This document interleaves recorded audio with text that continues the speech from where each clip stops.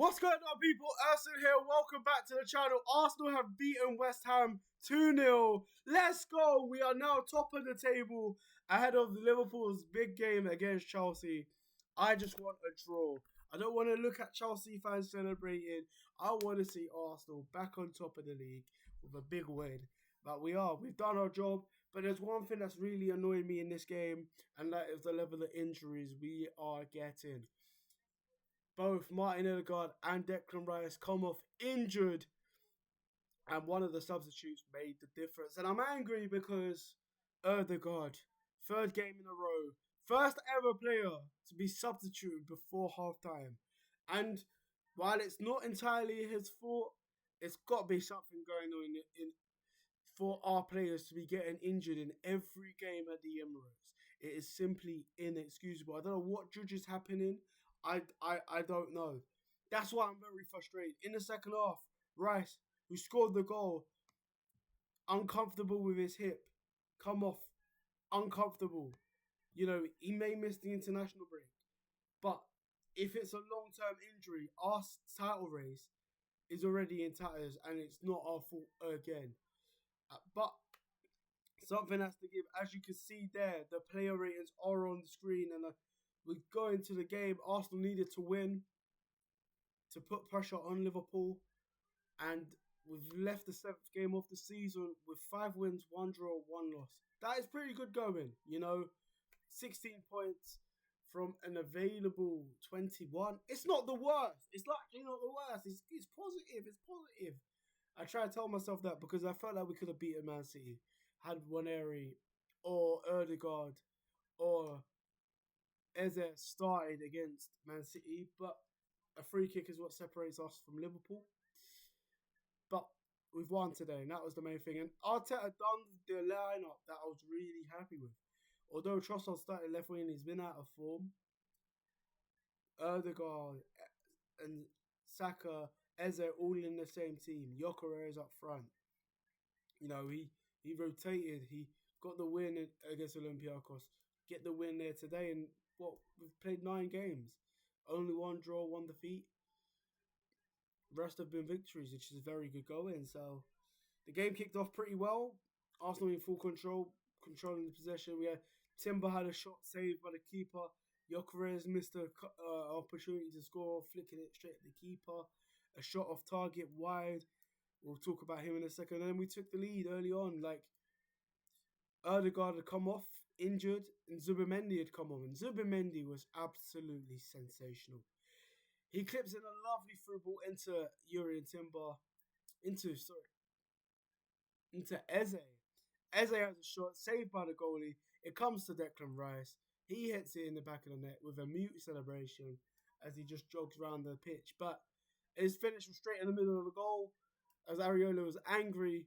But he was making save after save, Areola. He actually had a very good game. And also dictated the whole half. ZUBIMENDI was on the pitch, just making interception after interception after interception, tackle after tackle, through ball after through ball. You know, in the second half, it started as we'd gone along. West Ham had a bit of the ball, but they carved one little chance. It didn't come to nothing. And then ZUBIMENDI, lovely through ball into Timber. Timber gets fouled by Diouf, who's having a good season with West Ham, and then Saka converts the spot kick. 100 goal contributions in 200 games for the star boy. Wow, absolutely insane. And then Arsenal just dictated the whole game, like just passing it around themselves, not giving West Ham any opportunities, any sniff. You know, on Nuno Espirito Santo's first defeat in charge of West Ham. West Ham played some decent football where they did have the ball, passing it around themselves, but we were in control. And that's what you have to do in games like this, is to win and win in control, not give West Ham any opportunities. And I don't remember Bowen have a shot on goal. I don't remember. There was one chance that Fulkrug had, and that was in the first few seconds of the game of a set piece. And, you know, our last 2 games before today, understand, Nuno Espirito Santo, we'd lost 1-0 and 2-0 against West Ham. You know, Bowen had scored 2 goals in that time.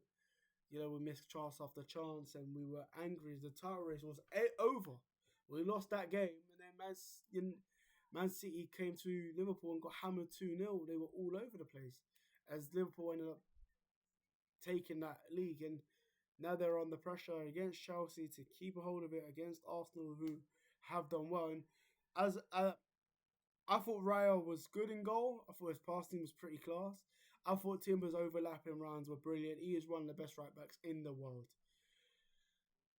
The best one-on-one defender. I thought he locked up Somerville very well. And Somerville is a very exciting winger. Fantastic. Saliba Gabriel done really well in the back.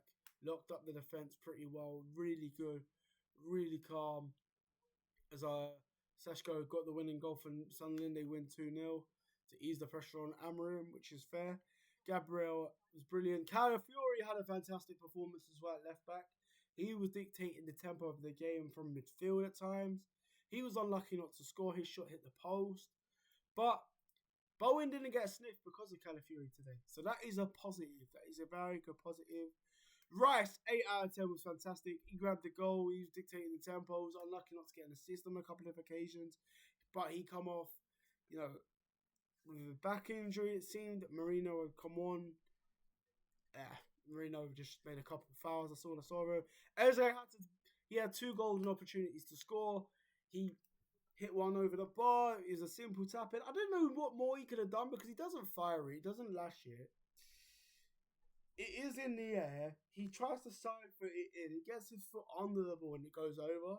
And in his second opportunity, he was shot saved by Areola, which caused the goal for Rice. And Rice is in space, box crusher, box-to-box midfielder, making late runs. He's one of the best midfielders in the world, Rice, and he gets another goal. And Rice was class, and Eze was class. Getting in the motion. We're doing him a goal, but he's created chances. He's got assists. A goal in the cup game against Port Vale, which is nice to see.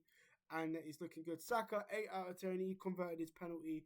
Unlucky not to get a goal. He was offside in the builder after being found wonderfully by, I think it was Timber with the through ball.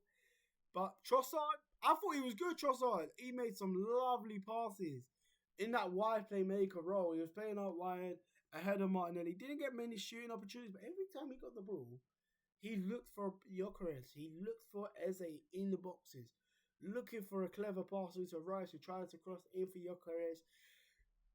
I thought Gyökeres was the worst player on the pitch. Gyökeres was poor. I'm not going to lie. I thought his hold-up play was all over the place at times. And I thought that he should have scored. He should have scored.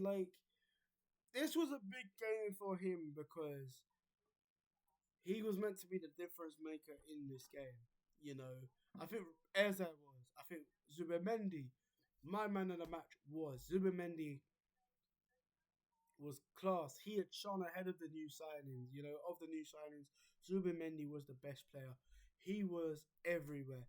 His through balls were fantastic. He was creating. He was intercepting. He was tackling. He denied West Ham any clear-cut chance. He's becoming one of the best signings of the season. And we're signing him for £51 million. And it makes you think, what if we signed him last season and that scrub, with a court case coming up, left? If we signed him earlier on, what would have happened? But the truth is, he is one of the best midfielders in the league based off of the first few games of Zubimendi. And you know what? Player of the Month shout, it's deserved. I think Haaland will win it because Haaland has been everywhere scoring goals. But I'd like to see Zubimendi, claim that accolade. And Arsenal were very good, but I'm very annoyed at the same time. We go into the international break with 2 new injuries.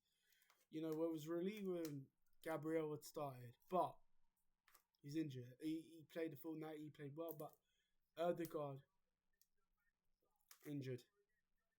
He might even get minutes against what's it called? What's the team called?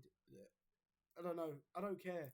He's gonna end up playing for Norway and then get injured again, and then get injured again, and then we're out for 2 months. Norway cannot play at Odegaard. I know they got qualifiers to reach. They're in a battle with Italy for the top spot, and they need goal difference on their side. I understand that, and it's a risk for Calafiori for Italy as well. But I don't care. I want the league for Arsenal, and yeah, in the last international break, he came back, and then we played him against Forest, and he come off injured. Can't keep happening. He was out for 2 months at this stage, 3, 4 months at this stage last season. Not acceptable.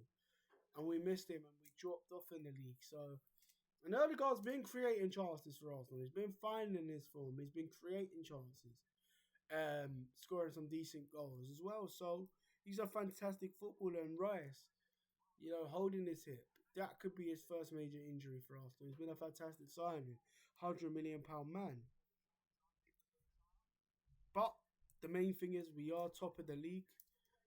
Liverpool do play Chelsea at 5:30 in 10 minutes time as I'm recording this, and then it's the international break for the title race. So we go into that hoping, praying no one gets injured, praying, hoping that Rice isn't injured for a period, that he's only injured for the international break and he comes back fully fit ahead of Fulham away, and then we're back in the Champions League, and then Odegaard is back to normal. It's the first time a player has come off before half time in 3 consecutive games. Martin Odegaard, a good player for Arsenal, out injured. Let me know what you think in the comments, chat. In a bit, people. In a bit. Top of the league. Top of the league. Martin ZUBIMENDI. He's top of the league.